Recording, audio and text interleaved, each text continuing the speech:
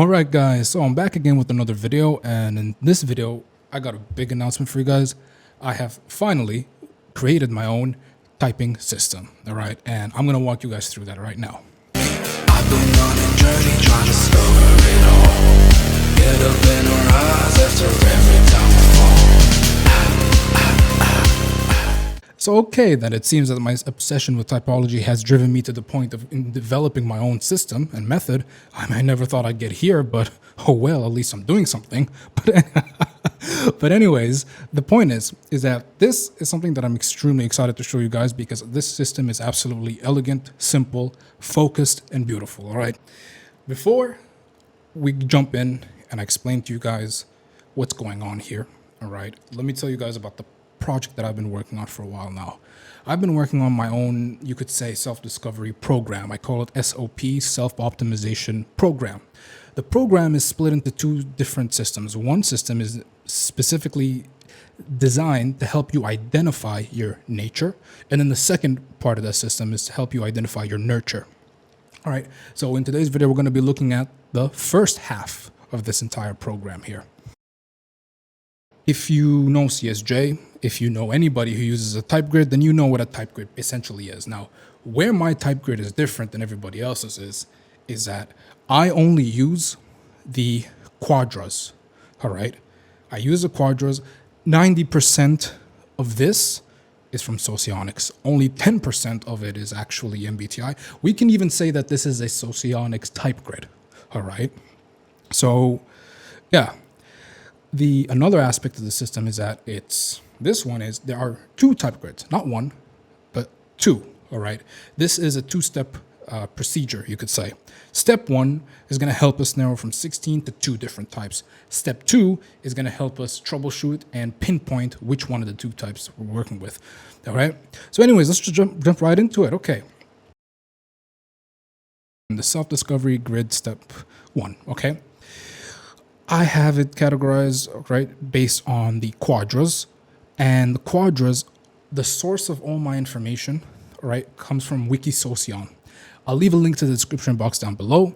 You guys can feel free to check it out, but that's basically the origin of all this, the system, where I got my information from, my source.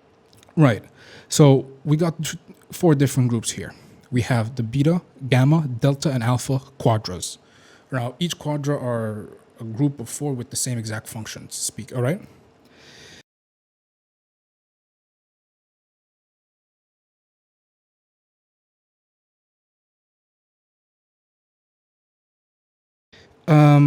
Underneath, to help us identify each quadra, we have dichotomies set up, just like the CSJ type grid system, right? Just like the whole abstract versus concrete, direct versus responding, the whole thing.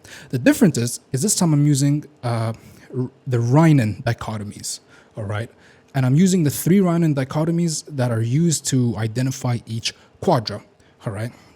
So if you look at here, we got the column, we got 4 columns, all right? We got the beta quadra, and then we have the dichotomies that describe the beta quadra. We're gonna jump into the dichotomies a little bit, and we're gonna go into those like TI principles and really go deep into it in a while, but first I just wanna go over the whole entire procedure, the step-by-step first. Okay, so yeah, one thing you'll notice as well is that I use the Socionics lettering system, all right? So the whole P and the J thing, I switched it to be more in line with Socionics because I actually think that they got it right, basically, all right? They're accurate, all right? To call an NI DOM a judger, it does not make any sense. It makes much more sense to call them a P, all right? Another beautiful aspect of this is not just the columns, but the rows. Take a look at the rows. You'll see here that I've got the EP temperaments. Unlike the Linda Barron's type grid, which is asymmetrical, so you'll have like an entire row full of EJs and like EJs and just one EP, and that's why it doesn't really make any sense. This one here has all the EPs on one row, the IPs on another row, EJs, IJs, all right? It's beautiful and it's symmetrical. Now, when it comes to how to identify each of the temperaments, right, over here on the left, we'll see that we have EP, which is we have the orientation. Are they oriented towards the external or to the internal? basically, all right? This is the only dichotomy, the only two dichotomies I used that weren't from Socionics, which is the typical extrovert, introvert, Jungian dichotomy, and the abstract and the concrete. Those are the only two dichotomies I use from MBTI because, in my opinion, those are the only two that are actually like, how can I explain? The Jungian one, the orientation towards the external or internal, that one is proven, all right? It's proven. There's a lot of empirical studies to back up the theory behind it, all right? Like actual brain scans and stuff like that. For example, saying that introverts have a more gray matter in their brain than extroverts, that's empirical evidence, okay? So that's one. Second, the abstract versus concrete, which is not in this grid, all right? It's in the second grid. That one's quite easy for us to understand, the difference between abstract language versus concrete language, okay? So yeah. So what are we looking at here? We're looking at 4 dichotomies maximum.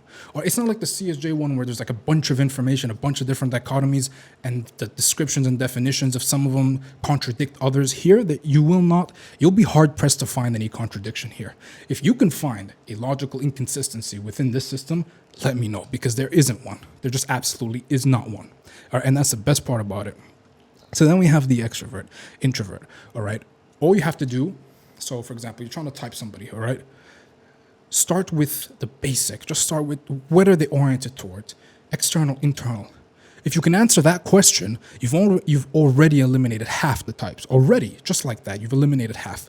Then go ahead and identify their quadras. Once you've identified their quadras, decisive, merry, or aristocratic, all right, these are the reigning dichotomies, and if most likely you've never heard of this before, all right, most likely, because this is like the more like in-depth, complicated aspect of socionics. Like this is like from the deep end of socionics. I basically swam there, grabbed this, and came back to the shore, basically. All right. So yeah. So once we get an understanding, all right, we've eliminated half. Now all we have to do is identify a person's quadrant. We identify it using these dichotomies. Once the person has been identified, all right, like for example, okay, we know that we're dealing with someone who is oriented towards the external world. And we know that they're a gamma quadra, all right? They're decisive, serious, democratic. And the great thing about the 3 dichotomies, you only have to identify 2. You don't need to go for all 3 of them. If you can just get 2 out of 3, you're fine, all right? So, yeah, we got this, gamma. So we have a person oriented towards the external world who is part of the gamma quadra, all right? What do we have here? We have only 2 options. All right, we got this one, the ESFP, and the INTJ. We've only got those 2. That's it, okay? Now, step 1 is complete. Now we move on to step 2, all right? Step 2 incorporates a second type grid. Now, this one, instead, is all about determining if somebody's a sensor or abstract. Because if you notice, as a matter of fact, let me go back here. If you notice, it does not matter, all right, what result you will get. You will always get 2 types which are in the same quadra. One of them will be an intuitive, the other one will be a sensor. This will always happen, all right? It will always happen. And then you just take those 2 and then you move them on over to the second step, the second stage of the process, all right? Okay. If I'm a little bit all over the place in terms of my explanation, my bad, because I didn't really prepare a script for this. I spent the entire day just working on this, okay? I even did the whole, like, the design and the Photoshop and the stuff like that. So, yeah, I did this whole thing today. So, anyways, now we have the temperaments, or what I call here the clubs, which is what Socionics calls the clubs. I'm not going to call them temperament. Well, basically, these are groupings based on the middle 2 letters, all right? We got the ST, the SF, the NT, NF, all right? Again, this is better than the Lindenberg system, and I'll tell you why. Because it's actually consistent and it's symmetrical, all right? I didn't just go and say SJs and then go say SPs, like I used the second and the 4th letter, and then halfway through decide, oh no, let me go and switch and use the middle 2 letters instead. I didn't do that, all right? I stuck with the middle 2 letters all throughout. ST, SF, NT, NF, all right? Again, very logically consistent, very symmetrical in nature. So we had 2 types, right? We just needed to identify. We had 2 types. The person we were trying to type, we identified that they're oriented towards the outside world, and they belong to the gamma quadrant. So we only got the ESFP and the INTJ. Now, all we have to do is this person identify what kind of language are they using. Are they using abstract language or concrete language? Primary versus secondary, okay? What are they mainly doing primarily? Abstract language, are they talking about the concepts, the implications, and the deeper meanings behind things? Or are they talking about the sensations and the concrete experiences that other people have and sharing those experiences, or refining those experiences, okay? Then you answer that question, and just like that, you've got the person's type. Just like that. It is so simple, so straightforward. There aren't too many definitions that you need to memorize.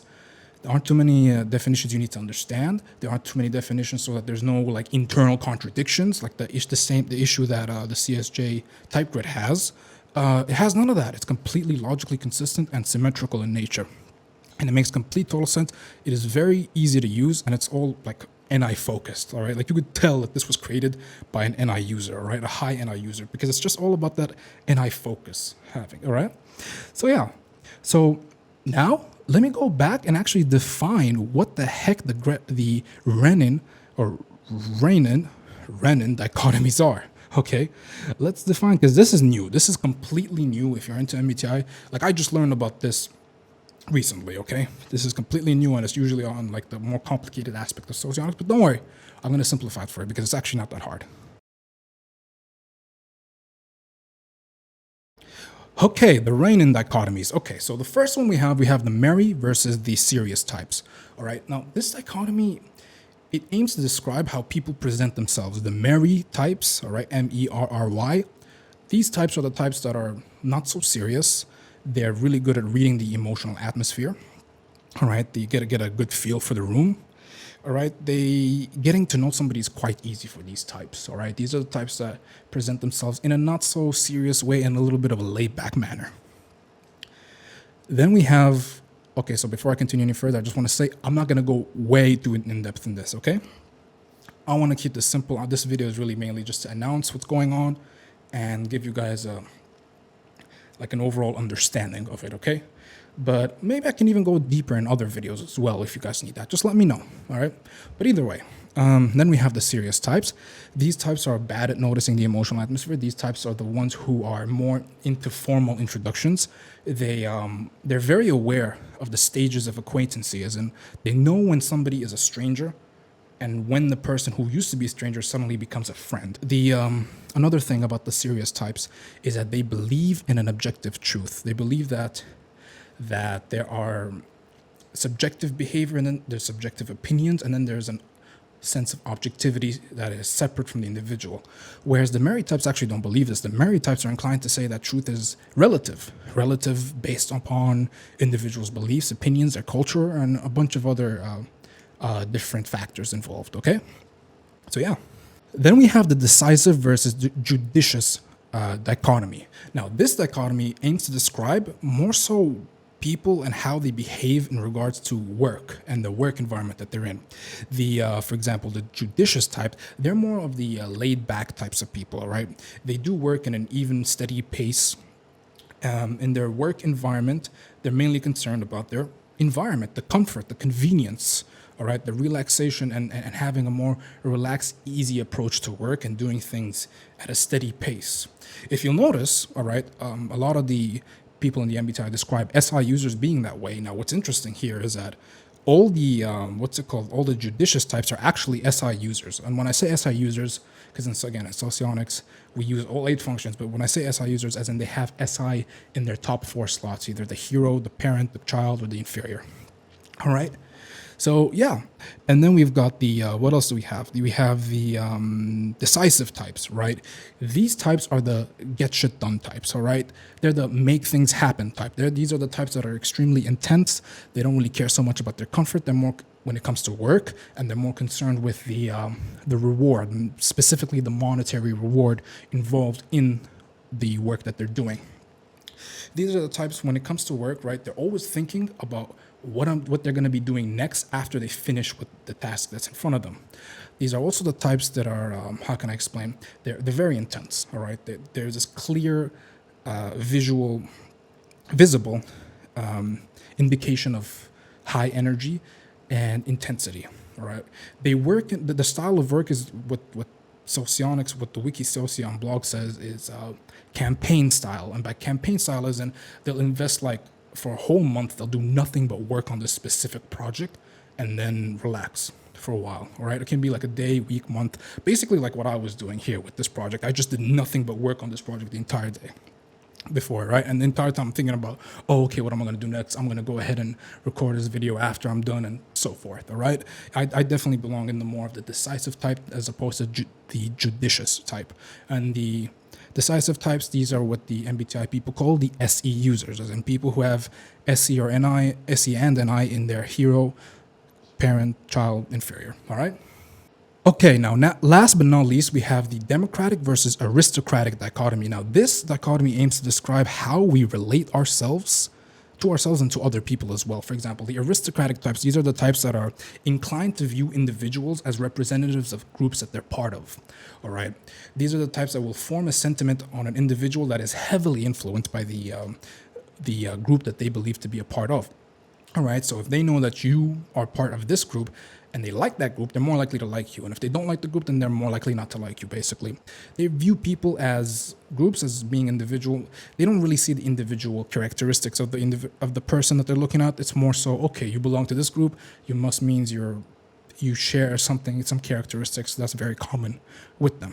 Then we have the democratic types. Now, the democratic types are the exact opposite of that. These are the types that they don't view individuals as representatives of a group. They instead view the individual and judge the individual based on the characteristics that that person actually has. They believe that superiority is achieved by individual characteristics rather than associating yourself with a group or whatever. All right. These are the democratic types. All right. So now that I quickly ran through the dichotomies here, let's take a look at the actual quadrants. All right, let's say the beta quadra are decisive. All right, the beta quadra, these are the NISEFETI valuers, or in MBTI terms, the people who have those functions in the top 4 slots. All right, they are decisive, all right, because they're NISE users. Decisive in terms of their work. Again, right, when we say decisive, we're talking about how, like, their work style or their preference for the way they like to approach their work. Okay, they're very intense people, but they're merry, so they're not formal types. All right, these types, they present a more laid back sort of attitude. Then and they're also aristocratic, so when they see an individual, they view the individual as representative of the group that they're part of.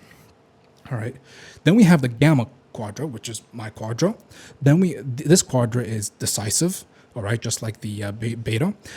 They're serious, which is like they prefer formal interactions with people, concern about people's rank, their title, their name, their occupation, and stuff like that. But they're democratic, so they don't see people as representatives of the group. They just rather look at a person, at an individual, and say, okay, these are the characteristics and qualities and traits that you have, so you must be this type of person. All right. Then we have the delta, which is judicious. Okay, these are laid back types. These are SI. They have SI in their top 4 slots. These are the NFPs in terms of MBTI and the SDJs. They're serious. All right, so they're formal in the way that they communicate with people, and they're aristocratic. All right, so they're all about, like, again, individuals are a representative of the group that they are a part of. Then we have the alpha types. These are the NESITIFE types. These are the ones who value those, so they have them in the top 4 slots if you're in terms of MBTI. They're judicious, all right? So they're laid back, they're merry, they don't take themselves, they're not formal, all right? And they're democratic, so they don't judge people based off of the group that they're part of, but they actually look at individual characteristics and traits. All right? So yeah, those are the dichotomies, and that is how you can type someone. And this is my type grid, this is my type system, this is the way to identify a person's nature. And honestly, I think this is the absolute best type grid, the best method and system that is absolutely out there. All right. And again, I don't really deserve any credit other than the fact, I mean, like, I got this all from Wiki Socion. All right, I'll leave the link to it in the description box below so you guys can have a read at the whole website. But it basically just compiles all the information, all the works by different socionists all together in one website. And I just went and I read through it, basically, right? Now, before I go, let's summarize how you can use this, all right? Because again, that's like the most important part for me, all right? Is the application of it and how you can get results from it. Step one, use the first grid, all right? The one that aims to identify a person's orientation and the quadrant that they belong to, all right? Ask yourself, is this person oriented to the external environment or the internal environment, all right?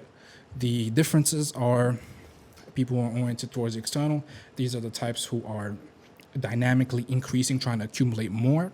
These are the types who are initiating conversations and topics. They have their hands on the steering wheel in the conversation. They're the typical Jungian extroverts, okay? Or are they oriented towards the internal? Are they more self-reflective? Are they more they like to concentrate on one thing at a time or have a limited number of interests, but they prefer to go in deep in those interests, all right? Ask, like, it's very basic. Just start with the easiest, simplest, most verifiable thing ever, okay? Then, once you've gotten which orientation they have, okay, if they're an EP or EJ, all right, you eliminate half of them, okay? Then you're gonna have to go ahead and identify their quadra using the 3 dichotomies that I just talked about. And like I said, you only have to find 2 out of the 3. You don't even need to go for all 3, okay?